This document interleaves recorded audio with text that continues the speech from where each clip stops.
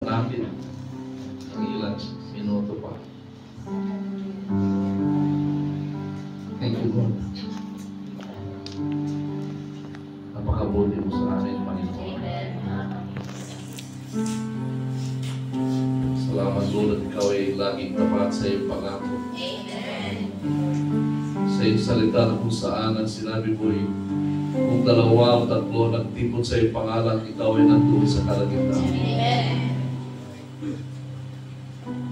So, hindi rin ka namin makita, Panginoon, kundi, Lord, buong-buong aming puso at ang pananampalataya ng ikaw ay nandito sa aming karamihan. Hallelujah. At Lord, ang iyong presensya, Panginoon, na nagbibigay ng halaga ng aming pagtitipon sa oras na ito, Lord. Kaya, Lord, sa aming pong muli pagkaaral na yung salita, nawa, ay samahan mo muli kami, Panginoon. At tulungan mo kami na lalo pang lumalim ang aming pangunawa. At sa pamamagitan ng iyong salita na magkatotohanan ay bahin ko ng banal na Espiritu ang aming mga puso. At ito ay magiging sanhi ng aming pagbabago. Lord, sapagkat yun ang inyong kagustuhan at ang iyong plano at patuloy na tinatrabaho sa bawat isa sa amin. Na kami, Panginoon, ay mahubog mo ayon sa iyong anyo. Thank you, Lord.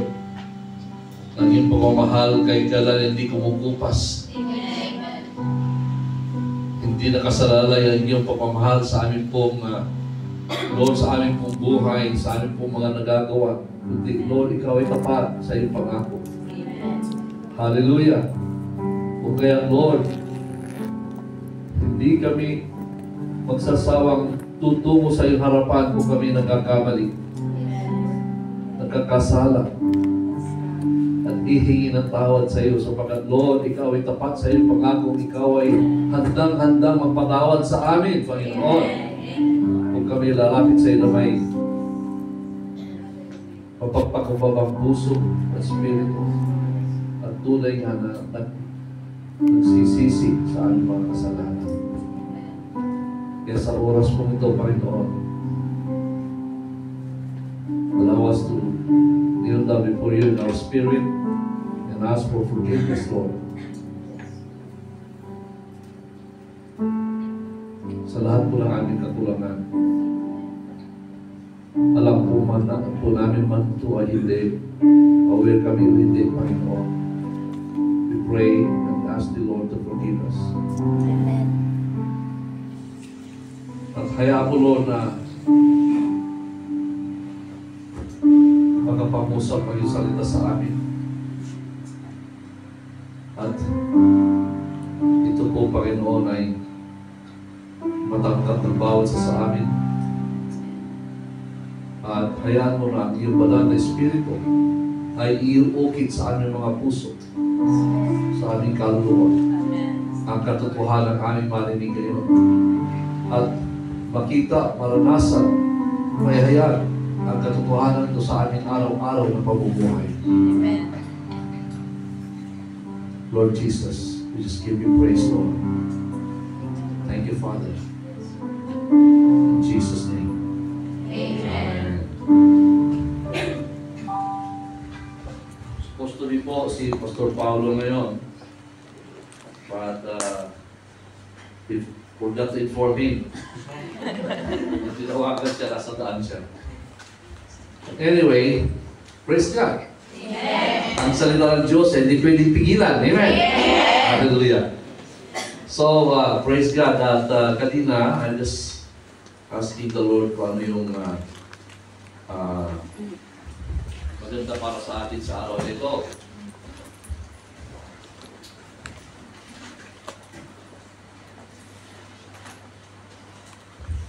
Amen. Mga kapatid, alam po natin na sa ating pong pag-aaral ay hindi lang po ito isang parang nag-aaral po tayo na maging inhinyero maging teacher or maging kung ano man ang nasa isip niyong kurso. Kaya po tayo nandito, nag-aaral.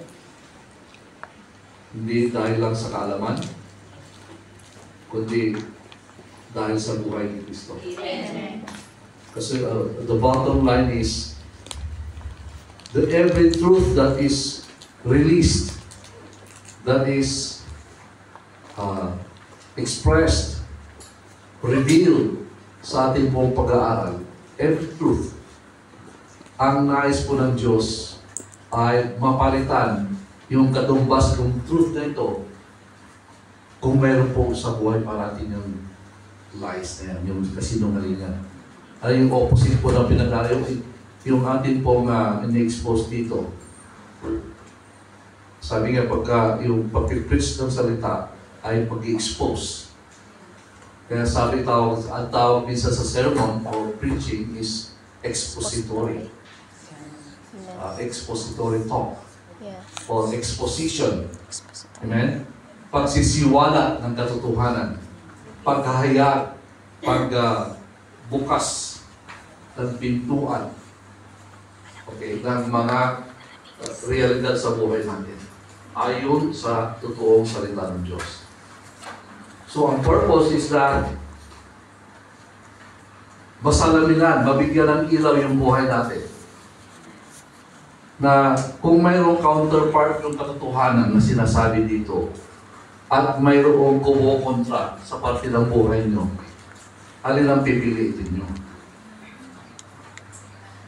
Amen? Alin ang pipiliin nyo? Simple yung katotohanan. Kasi ang salita ng Diyos, ang siyang katotohanan lamang. Walang kasinungalingan sa salita ng Diyos. Amen. Kung kaya natin po in-expose yung katotohanan upang mailawan yung kasinungalingan. Amen. At alam po natin na dahil tayo po ay lumaki sa mundong ito, na hindi naman tayo taglay-taglay yung katotohanan. Nalaman na lang natin yan sa different stages ng ating buhay natin. Kagaya po, 31 years old ako nung nakilala at nakita ko ang katotohanan. Amen? From then on, ay unti-unting naliliwanagan yung mga kasinungalingan na iukit sa katauhan ko. Amen. Alam niyo yung na-build up ng kalaban sa buhay ko. Na ibinubuhay ko, kinikilos ko, sinasabi ko, iniisip ko, araw-araw hanggang nung makilala ko ang Diyos. Kaya bawat mailawan, bawat katotohanan ang naging ilaw sa buhay natin. At pag tinanggap po natin to, hindi pwede magsama yung opposite doon. Amen? Amen. Sabi nga, hindi ka pwedeng mamangka sa dalawa o mamangka sa dalawang bangka. Di ba? Mahirap po yun. Dalawang ilaw. Hindi, dalawang bangka. Ay. Dalawang bangka na namamangkas. Oo nga. Yung dalawang ilog, ang layo ng ilog. Dalawang bangka. Totoo naman. Amen? Dalawang bangka. Namamangka ka, dalawang bangka. Hindi po maganda yun. Patutumba ka, hindi ka makakatayo. Yung isa, hihilain ka dito. Yung isa, hihilain ka dito. Nasa kami na. Amen? So, yun po yung ating pong purpose why we come here. So that mabago tayo. Amen. Amen? Paano na mabago? Pag na-expose yung kasinungalingan, huwag mo nang panghawakan. Diba? Huwag mo nang panghawakan, bitawan mo na at kapitan mo na yung katotohanan.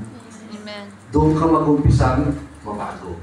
Amen. Kasi pag tinanggap mo na yung katotohanan at niyakap mo na yung katotohanan, makikita mo sa pamumuhay mo na ma-realize mo na nilalakaran mo na yung katotohanan na yun.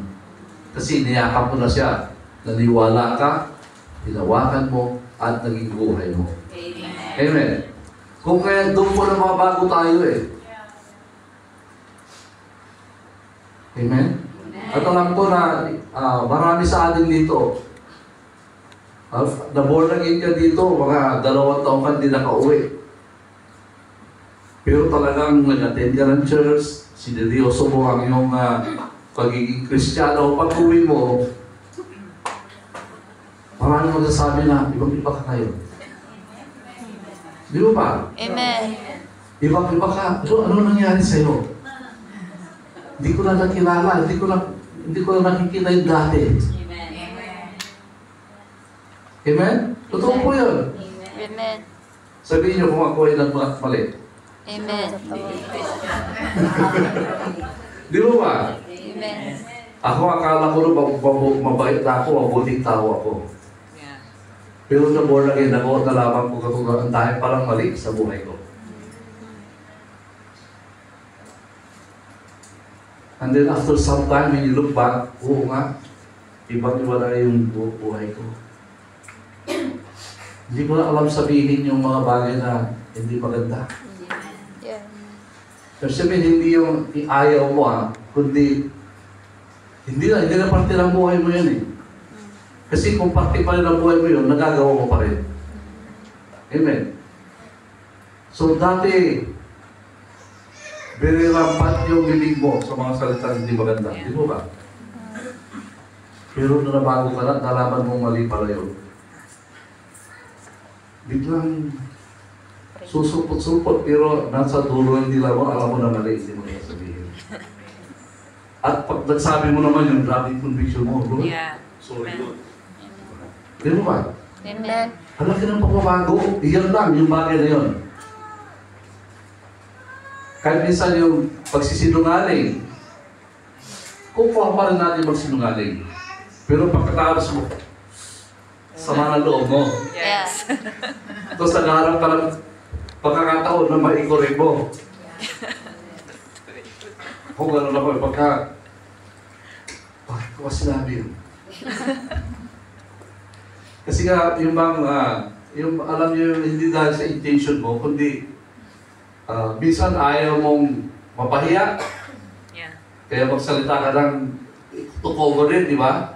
Yun pala, sinungalingan yun. Yeah. So after sometimes sabi mo, alam mo yung sinabi ko, hindi yun mali yun. Kailangan mo i-restore mo para magkaroon ng kabuuan yung kalooban mo. Yeah.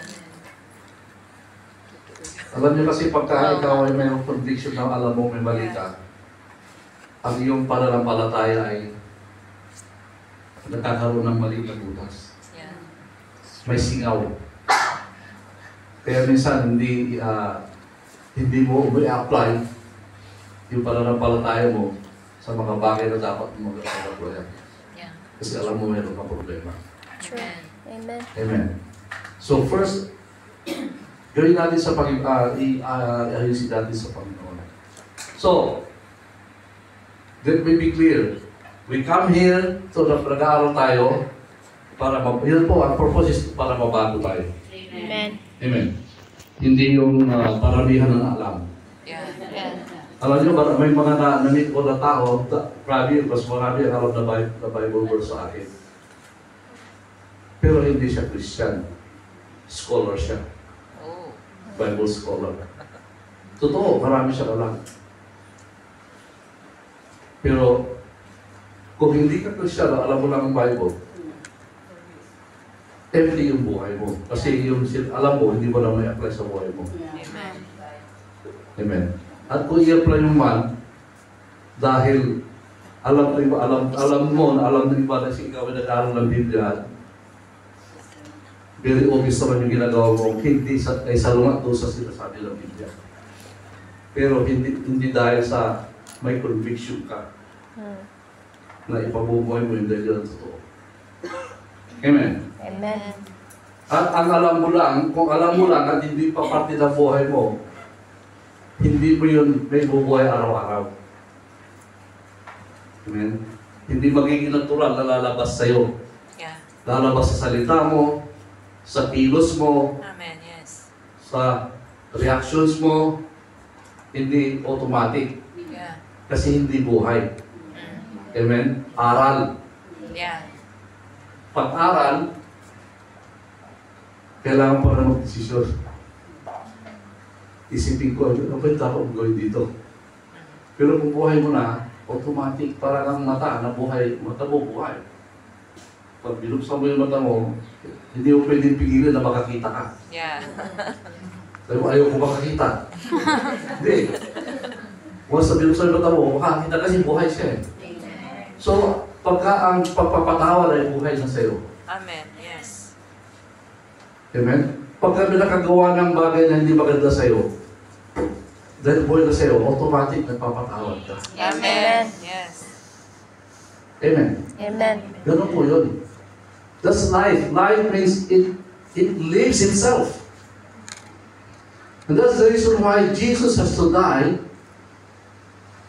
be buried, and resurrect, live again. Amen? So that His life will not become available para isalin sa atin, nang sa ganun ay magawa natin yung mga bagay na hindi natin kayang gawin. Amen. So, ibig sabihin, to a man, everything is possible in Jesus. Kung ikaw ay nabumuhay sa pamamagitan ni Jesus, ay kaya-kaya mong gawin ang mga imposible. Amen. Sabi nga, with man, it is impossible. But with God, Nothing is all impossible. things are Are possible. possible. Amen. Amen. So, kailangan natin ang buhay ni Kristo para maging posible yun. Kaya, yun ang, alam niyo, pinagplanuhan ng Panginoong mga paigi yun.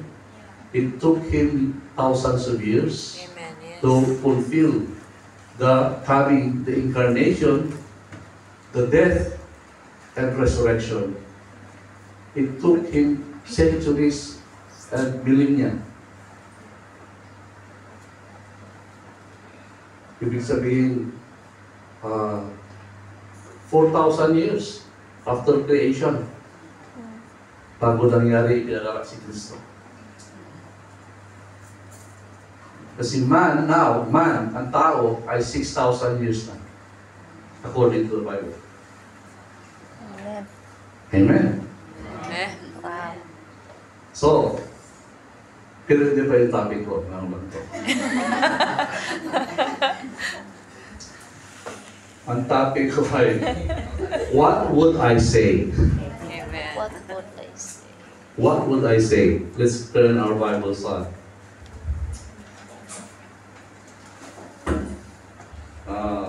John chapter 8.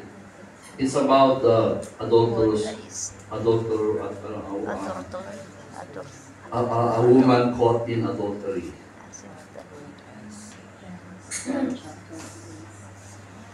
John. John 8.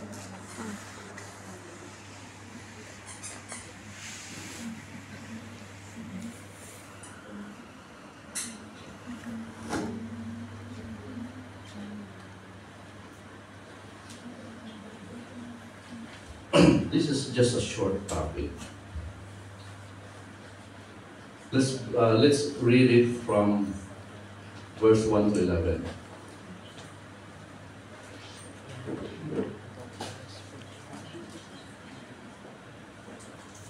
But Jesus went to Mount of Olives. Now, early in the morning, he came again into the temple, and all the people came to him, and he sat down and taught them. Then the scribes and Pharisees brought to him a woman caught in adultery. And when they had set her in the midst, they said to him, "Teacher, this woman was caught in adultery, in the very act. Now Moses in the law commanded us that such should be stoned. But what do you say?" Because yung pong sinabi na to, gusto pa lang nilang hulihin si Lord. Kung ano yung gagawin niya, ano sabihin niya, anong i-action niya. So, but what do you say? This they said, testing him, that they might have something of which to accuse him. But Jesus stooped down and wrote on the ground with his finger, as though he did not hear. So when they continued asking him, he raised himself up and said to them, "He who is without sin among you, let him throw a stone at her first." And again he stooped down and wrote on the ground. Then those who heard it, being convicted of their conscience, went out one by one, beginning from the oldest even to the last. And Jesus was left alone, and the woman standing in the midst. When Jesus had raised himself up and saw no one but the woman, he said to her, "Woman, where are those accusers of yours? Well done. Has no one condemned you?" She said, "No one, Lord." And Jesus said to her, "Neither do I condemn you. Go Sing. and sin no more." No more. Amen. Amen. So, what would you say? Alam nyo, may nabasa akong parang forum tungkol dito sa scenario na ito. Pinagdidebatihan, ano kaya ang sinusulat ni Lord? Diba? He was writing, and then he looked at them and then said his answer, and then went back writing again. Some said that para bang you are living according to the written law. Parang yung sabi niya, no? But now I am speaking the law of life. Amen. And then wrote again. So, but anyway, ganito yun eh. Kung yung mga mga Pharisees, Pariseo, mga scribes, yung mga officials, leaders sa synagogue, nung nakita nila, imbis na gawin na nila, pero dinala pa kay Jesus. Kasi, di ba, they have their laws. Yeah. And then they don't need Jesus. Ano ba si Jesus? At that time, ano ba role ni Jesus? Sa synagogue, sa kwan. Wala eh, di ba? Yeah. He's not an official character in the synagogues. But they brought the woman before him. Yeah. So para bang importante yung sasabihin niya? Ano kaya yung sasabihin niya? Dito masasabi ko dito, it's about blessing and cursing. Yeah. Yeah. I want to share this. Blessing and cursing. Ano po yung sabihin? Si Lord Jesus, hindi niya nakita yung kasalanan ng babae. Ang nakita niya, yung babae, kung ano yung future niya. Amen. Na pwede siyang gamitin ng Diyos. Amen? Amen. Amen. Ito yung napag-aralan na-share ko kahapon. The letter kills, but the Spirit gives life. Amen. Kasi kahapon ang pinag-usapan namin, nung hinan over ng Diyos yung tablet kay Moses, at pagbaba ni Moses ay nakita niya na nagsasaya sila, nagpipiesta, at sumasamba sa isang imahe na ginawa nila. Di ba? Yeah. At alam niyo ba na after that scenario, ay ang dahil po namatay? 3,000, sabi niya. 3,000. Si Lord naman, ay si Peter, after the Pentecost, during the Pentecost pala, the first thing that they did was to preach, right? Yeah. And then 3,000 people were saved. Yeah. And the principle is, yun nga, the letter of the law kills. You see, the moment na hinan yung, kasi before that, wala namang law. There was no law. Na ito, bawal, bawal, bawal. Di mo ba? Thou shalt not take thy name of God in vain. Yeah.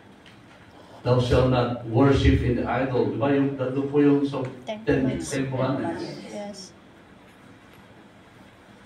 At nung binaba na yun, judgment kagad. Amen? Judgment kagad. Pero nung si Lord Jesus Christ, anong nangyari? It was also Pentecost. Pentecost means the 50 days after the resurrection. Resurrection. There were 3,000 naman na nabuhay. Yeah. Amen. So the law, the written law kills. The Spirit of God gives life. Amen. In this manner, pinakita po dito yung principle na yun. The law says that when a woman or a man is caught in adultery, pero bakit sila yun? Hindi nila dala yung lalaki. Yeah. Diba? How biased sila. Hindi pantay ang application ng law. Just to demonstrate. So, dinala, sabi sa Bible, sa Old Law, Old Testament, totoo po yun. Ang isang babae na huli sa act ng adultery should be stoned to death. Yeah. True. There was even a moment na noong panahon ng Old Testament na nahuli sila babae lalaki, nahuli sila sa akto, talagang in-spear. Tagos silang dalawa. Yung just yung patay. Yung iba naman talagang dissolved to death. Babatuhin ka ng tao hanggang sa ikaw ay mamatay. Yeah. Pero dinemonstrate dito, dahil andito na si Lord, yung law, the written law, is no longer applicable because the law of life is now applicable. Amen. Amen. There's a shift. Amen? There's a shift. At ang gusto ko dito is yung blessing. Nung si Lord ay binless niya yung babae, nagtanim siya ng life, nagtanim siya ng hope, nagtanim siya ng magandang future para sa babae niya. The marriage is meant, they're enforcing the law. Dapat lang, di ba? But, paano sinilence po? Paano sinilence ni Lord yung mga praise para sa iyo? Okay? Sino man sa inyo ang walang kasalanan, siyang unang babato. Hindi niya sinabing, kung may kasalanan ka, huwag kang bumato. Hindi, sabi lang niya, sino man ang walang kasalanan sa inyo, yun ang unang babato. At lahat susunod na, di ba? Yung tamay mo sila lahat. Kasi lahat din sila ay nagkasala. Yeah. Amen. Amen. Ibig sabihin, if they wanted to judge this person because she sinned, then paano ba kinukumpara yung kasalanan? Yeah. Sin is a sin. Sin. Alam nila na lahat sila nagkasala. Amen. Amen. And ano yung pinamahal si Lord dito? The blessing of life. Amen. Jesus spoke life. Amen. Sabi ni Lord doon sa conversation sa babae, Woman, where are your accusers now? Yeah. Sabi niya, none. Neither do I condemn you. Go and sin no more. Wow. Ibig sabihin, tinatawag na siya. Amen. Ibig sabihin, nililis na ang kanyang kasalanan. Kasi nga, sin no more na eh. Amen. Amen? Amen. So, what I'm saying here is, sa ating pong araw-araw na pamumuhay, tayo kailangan po nating i-practice din po sa ating buhay yung pagbitaw ng mga salita. Hindi porket nagkasala isang tao ay libre-libre ka na magsalita ng hindi tama. Kasalanan naman niya eh. Hello? Amen. Sino sa atin lang hindi guilty? Tapos yung comment, sino sa atin hindi guilty? Walang tataas. So, kaya tayo dito para ma-expose sa buhay natin yung mga kakulangan pa natin. Amen. You see, si Lord Jesus, sinabi niya, kasi in-expose niya yung mga tao doon na pati sila makasalanan din. Yeah. Amen? Amen. Amen. Bago sila mag-judge ng Tao. iba, Iba. i-judge muna nila yung sarili nila. Amen. Ito yun. Amen? Amen. Para bang, sige nga, okay, sige. Sino sa inyo walang kasalanan? Okay, libre, patuloy niyo. Unang bumato yung walang kasalanan. Sabi doon, unang umalis, nagmadali siguro yung mga matatanda. Kasi sa dami na kasalanan, nagawa nila. Kasi hindi makakitaan sila na, ikaw dyan, di ba? Kaysa may turo pa sila, umalis na sila. Hanggang sa mga bata, sila din, may alam nila, may kasalanan sila. Malis sila. Amen. Amen. So, wala na iba na condemn. Sabi ni Lord, oh, wala nang condemn sa'yo. Neither do I condemn you. Amen. Amen. So, God is not condemning anyone who are sinful because they need salvation. Amen. Amen? Amen. So, how are we to react Yeah. sa kapwa natin?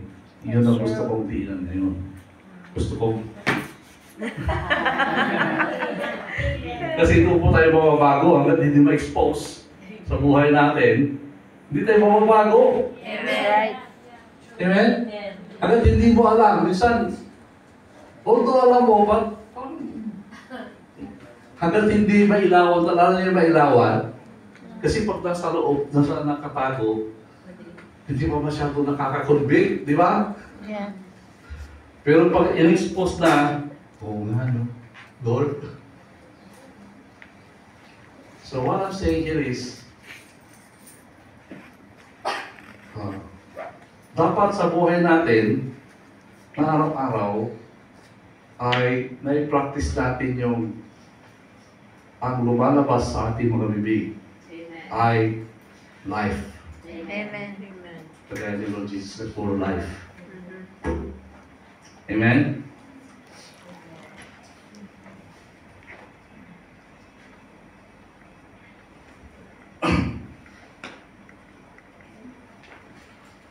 Blessing always triumphs over cursing.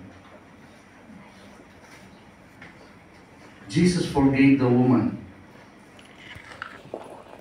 Amen. He forgave the woman.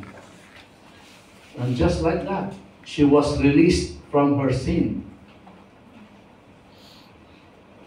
What an obvious contrast between Jesus and the Pharisees. Each sowed something. Sowed yung tanim, pangpunla. Different into the adulterous heart. The Pharisees' condemnation, while Jesus' forgiveness, hope, and life. And blessing does that. As I said, I think I preached to last time, 1 Peter chapter 3 verse 9, I think, that we were called to bless. Ang unang calling ng isang Kristiyano bago sa ministry ay to be a blesser. Kasi everything has been given to us as a blessing. The moment we receive Jesus, sabi niya, we were blessed with every spiritual blessing. Amen. Walang withhold ang Diyos na blessing sa atin. Amen. Kaya lang yung iba, kailangan na natin i-claim. Amen. Amen? Kaya alamin mo, ano bang blessing na mayroon ka? Kaya alamin mo, alam nyo, mayroong listahan ng mga blessing. Kaya lang, hindi siya nalakistan. 1, 2, 3. Hindi. Basahin mo yung istorya sa Bible. Nalalaman nyo yung mga blessing na naka-install para sa inyo. Amen. Kasi, ganun po si Lord eh. Kailangan, pag-aralan mo, hindi lang mo malalaman yung blessing na ibinigay sa iyo, kundi lalo mong makikilala ng mas malalim ang Diyos. Amen. Yan ang talagang totoong blessing. Kasi the once you have known God Himself, Jesus Himself, then lahat po ng blessing ay lilitaw na lang. Habang binubuhay mo, ang natututunan mo ay hindi mo namamalayan, ang blessing ay andyan na pala. Hindi mo na-realize na dating ang blessing. Kasi ang alam ng taong blessing ay yung mga yung mga obvious. Pero natutulog ka, nagbabasa ka, nanonood ka, nakasakay ka ng train or bus, nagbibiyahe ka, nag-i-enjoy ka sa isang party, or nasa isang fiesta ka ng or occasion sa iyong family. Anything that you do, aware ka lang is yung at the moment kung anong ginagawa mo. Pero hindi mo alam na ang blessing ay dating na dating sa iyo. Amen. I'm telling you. Because we do, habang hindi po natin tinutuloy yung mata natin kay Lord, hindi na po natin ma-realize yung mga maliliit na or mga blessing na akala natin parang minutest detail lang yun sa blessing ng Diyos. Pero actually, they contribute to your safety. Amen. They contribute to your upholding your life. Sustento ng buhay natin, hindi lang material, hindi lang financial, pero lahat sa kabuuan ng buhay po natin. Ma-realize lang, alam nyo, ma-realize mo lang yung blessing na yan kapag ka dadalhin ka ng Panginoon sa gusto mismong momento na yun. But what I'm saying here is, every day you receive blessings. Amen. Because God already released the blessing. Amen. Sabi nga, the blessings that has been shed abroad. Kinalat na, binuhos na. Amen? Nag-aantay na lang ng panahon sa iyo kung kailangan mo. Amen? Amen. You see, ma-realize mo na yun. So, ang ano ko kasi is, minsan determined tayo sa isang blessing na kung hindi dumating yun, parang hindi ka blessed. Yeah. Huwag po ganun ang attitude. Sure. Di ba? True. Yung nakafocus ka lang sa isang blessing na alam mo na yung pagka dumating, blessed ka. Hindi pa dumarating, blessed ka na. Amen. Kaya nga, sabi sa Bible, kailangan tayong laging magpuri sa Diyos, magpasalamat sa Diyos. Yes. Kasi hindi po tayo sabi nga, hindi susobra yung blessing, hindi susobra yung ating pagpupuri, ang pasasalamat, hindi po susobra. Yes. Those are the things that we cannot overdo. Yes. Amen? Hindi natin mo overdo yung magpasalamat sa Diyos. You know why? By faith, you know that you are blessed. Amen. By faith, you know that you are being sustained by God. Amen. So, hindi mo nalalaman yun kung paano, but just give thanks. Amen. Kaya nga sabi nyo, give thanks ka lang, sabi ni Paul. He knows that. Bakit sinabing, give thanks always, rejoice always, and again I say rejoice. Why? Sabi nga, give thanks without ceasing. Hindi sisig, ha? Sisig. Hindi humihinto. Hindi humihinto ang pagpapasalamat.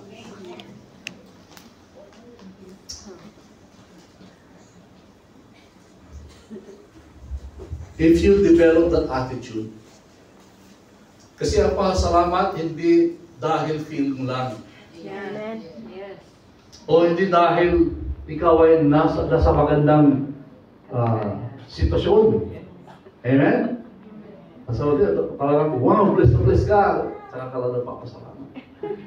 Pero pag nasa isang masyado mabigat na sitwasyon, hindi ka lang makatingala ng salamat, Panginoon. Nakadepende ba doon? Hindi na ka madepende sa sitwasyon mo ang pagbibigay ng pasasalamat sa Diyos. Right. Amen.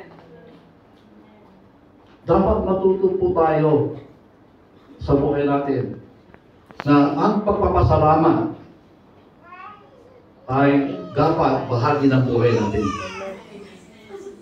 Amen?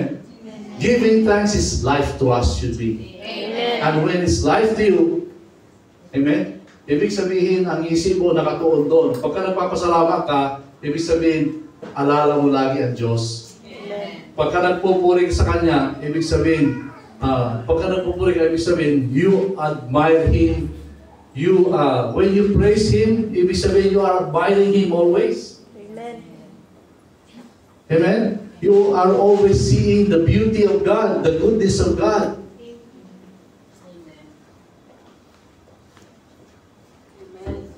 Dapat, sabi nga, alam nyo, habang wala pa si Lord, although si Lord ay nasa atin na, pero habang wala pa tayo doon sa sugdulan na experience na kasama natin si Lord, in reality, ay dapat mag-enjoy na tayo. Amen. See, we can, sabi nga, bring down heaven here. Pagpapababa ng kalangitan. Paano binababa ang kalangitan dito sa ating presensya? Sa pagpupuri at pasasalamat. Ibig sabihin, ma-enjoy mo lang siya kapag ka nagpupuri ka at papasalamat. Amen. At sumasamba. Amen? Kasi kahit na isang magandang lugar, magandang sitwasyon ka, hindi mo ma-enjoy ang Panginoon kung hindi ka nagpapasalamat, nagpupuri sa Kanya. Amen. Amen. Ibig sabihin, ano man ang dumating sa iyo, ay inaalay mo lagi kay Lord. Amen. Nagtitiwala ka na hindi ka pababayaan doon. Nagtitiwala ka na kayang-kaya kang iyakon doon. Nagtitiwala ka na may kasagutan sa lahat ng problema mo. Hindi pa dumarating, hindi pa nararasan, pero nagpapasalamat ka lang kasi alam mo, kilala mo ang Diyos mo. Amen. Amen? At alam mo na hindi ka tatagal doon sa problema. Amen. Yes. Minsan nasa problema tayo, akala natin, katapusan na yun. Kaya yung mga salita natin, parang katapusan mo na.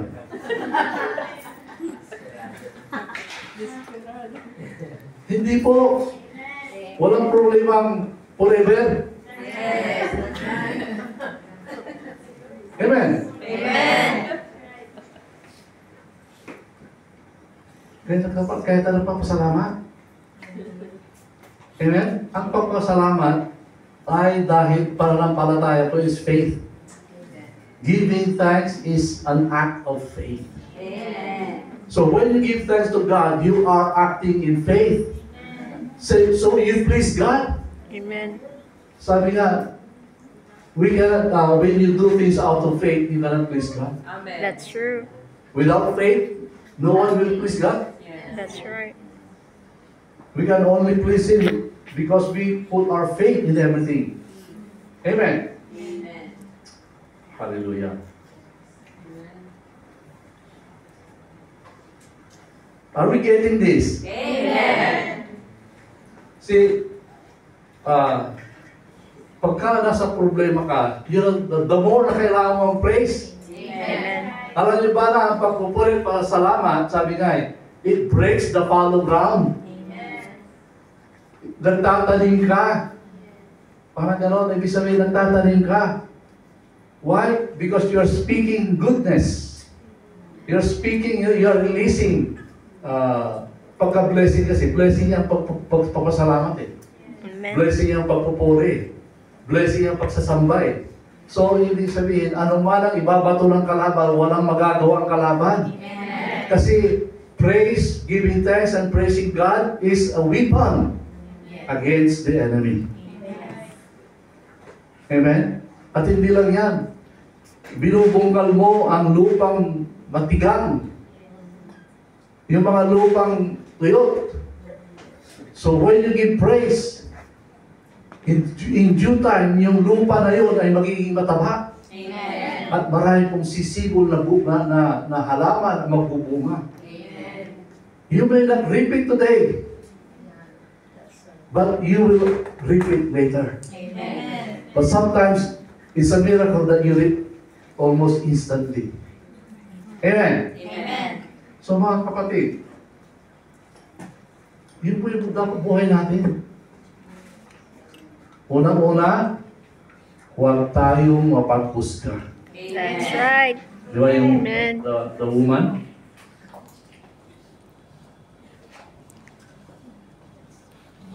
Huwag tayong mapaghusga. At kung mayroong nag-offend sa iyo, Yes. huwag kang mag-dwell doon. You know, pag nag-dwell ka doon, kakasala ka. That's true. Amen. Imposible hindi ka magkasala. Amen. When you dwell on that, Mm. because you'll begin to utter things Yes. Yeah. in the opposite direction. Amen. Amen. So, do not sow curse, Amen. because curse will also bear fruit. Yes. Yeah. Ano? Amen. Dapat mga good sower po tayo. Amen. At huwag kayong mag-alala. Kasi pagkatanim ka ng tanim, hindi mo na mamalayan, umaani ka na umaani. Amen. Meron akong uncle. Basta may makita ang buto o makita ko sa kahit saan lugar na makita, ay halaman to lang pala. Tinatanim. Doon sa bahay nila, kalat-kalat yung tanim. Doon sa bugal yun, sa bahay naman. Dito may santo, doon may avocado, doon may... Yung walang simiti kung saan tinanim. Oh. Pero ang laking pakinabang nila.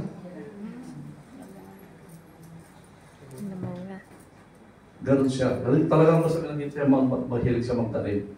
So, alam niyo ba na maaga siya nawala yung uncle ko. Hanggang ngayon, doon sa ibang mga tinanim niya hanggang ngayon nagbubunga pa rin. Wow. So, what I'm saying here is, just sow goodness. Hindi lang yung action, pati yung salita. Amen? Words. Let us bless. Amen. Because we are born blessers. Amen. Nasa atin pong, the seed of blessing we carry inside of us is a DNA that cannot be corrupted. Amen? There is no iniquity in the seed. When blessing is sown into the heart of another, it causes the tree of life to take root and begin to crowd out the generational roots of cursing. Hallelujah. Ano pong ibig sabihin dito? Yung pong the tree, alam niyo yung tree of life, dalawang tree, di ba? Yeah. The tree of the knowledge of good and evil, and the tree of life. Amen. At sabi po doon, kailangan doon lang kakain sa tree of life. Pero the moment na doon kumain si Adam and Eve sa tree of the knowledge of good and evil, doon nagkasala na sila. Yeah. Curse ang dumating sa kanila. In the same manner, yung tree of life is by faith. Amen. Yung tree of the knowledge of good and evil is yung hindi out of faith kung ano yung gusto mo, pero gusto mo siya. Masarap eh. Di ba yun ang ano eh? Pleasing ang sight, saka masarap. It's about knowledge, it is not our faith. Faith kasi kung sinunod nila yung faith nila, hindi sila kumain doon. Dahil sinabi nila, huwag kayo kakain doon. Pero dahil sinunod nila yung gusto nila, naging curse. In the same manner, di ba hindi natural sa pag may gumawa ng hindi maganda sa iyo, i-bless mo? Yeah. Because you're doing it by faith. Kung i-bless mo ang gumawa ng hindi maganda sa iyo, you're doing it by faith. Amen. Pero kung dahil ginalit ka, ginawa ng hindi maganda sa iyo, ang dahil mong nililis, the tree of the knowledge of good and evil, it's cursed. Di ba? Amen. So when somebody hurt you, bless. Amen. That's tree of life. Believing in what God can do. Amen. Kasi dinisip sila ng kalaban. Bakit ayaw kayong pakainin sa punong kahoy na ito? Kasi magiging katulad na kayo. At magiging katulad nyo na siya. Di ba sabi ng Diablo, ay hindi alam din nga Adam and Eve na sila ay created in the image na. Yeah. So nung kinrate siya, imahe na sila ng Diyos. Amen. Kaya lang nung kumain sila doon, sinira nila yung imahe. Yeah. Amen. See how it is?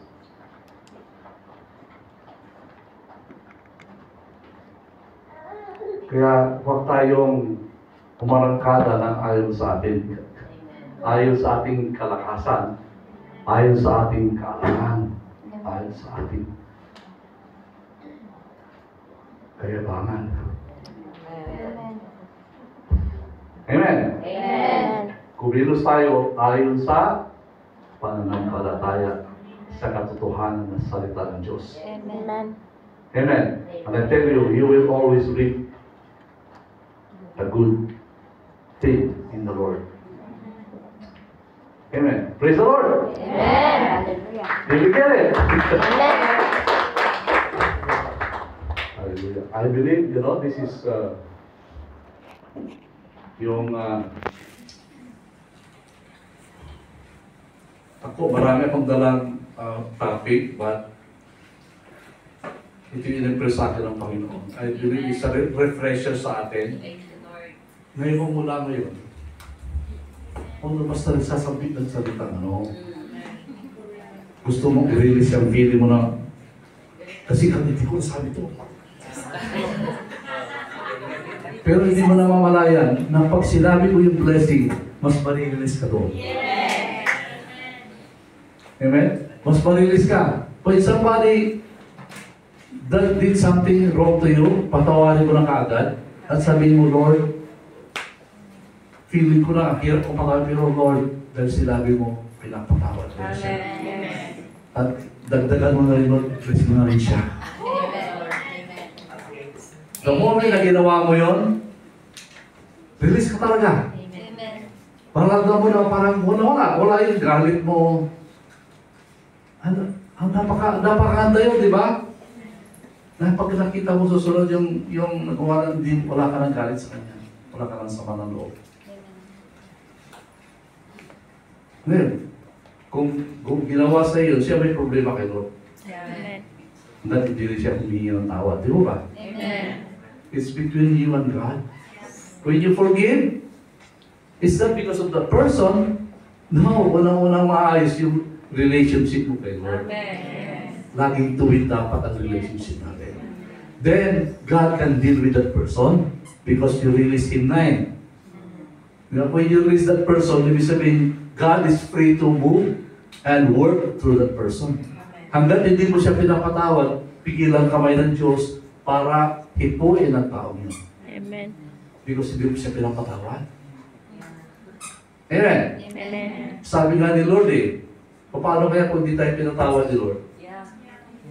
Nung nasa krusa siya, unang-una hindi na kinalimutan.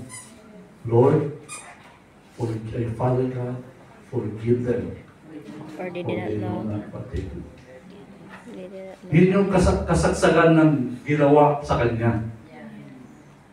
Hindi niya pinakupas yung parang na pasong ko yung... Hindi. Kahit kailan kasi hindi siya nagkaroon ng sama ng loob. Amen. Amen. Basta nirelease ka agad yung... Nirelease tayo. Kapag kasama po tayo doon. Amen? Amen. That's why forgiveness has come. That's why blessing has come. That's why life has come to us. Because Jesus released mankind. Nung pinatawad niya ang mga gawa sa kanya gano'n, ibig sabihin, nirelease niya ang sanglibutan. Amen. Amen. So, alam niyo, gano'n din po yun.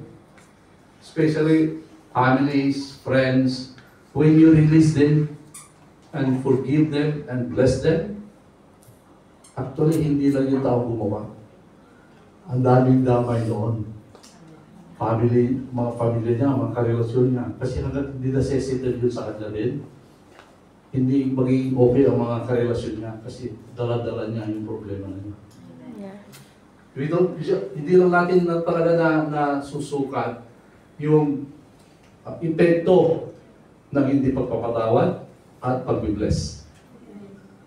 So, wala natin kalimutan na patawad ka, pag-bless. Hindi yung iba kasi, sige Lord, pinatawad ko na. Pero may mga school decision, di mo ba? Pero Lord, ayaw ko na siya makita. Pero mula Lord ngayon, hindi ko na siya kakausapin. Pero pinatawad na siya. Totoo kaya yun? Hindi. Hindi. Amen. Amen. Thank you, Lord. So, praise God. Amen. Are you blessed? Amen. Amen. Let's pray. Ama, napakabuti mo sa bawat sa amin. Salamat sa iyong salita. At nawa, Panginoon, hayaan mo na magsilbing kabahayan ito sa aming buhay at kung ano man ang kailangan po namin baguhin sa aming buhay. Tulungan mo kami na amin po mapagtagumpayan ang mga bagay sa aming buhay na pumipigil para kami ay makapamuhay ng ayos sa iyong gusto, Panginoon. In Jesus' name. Amen.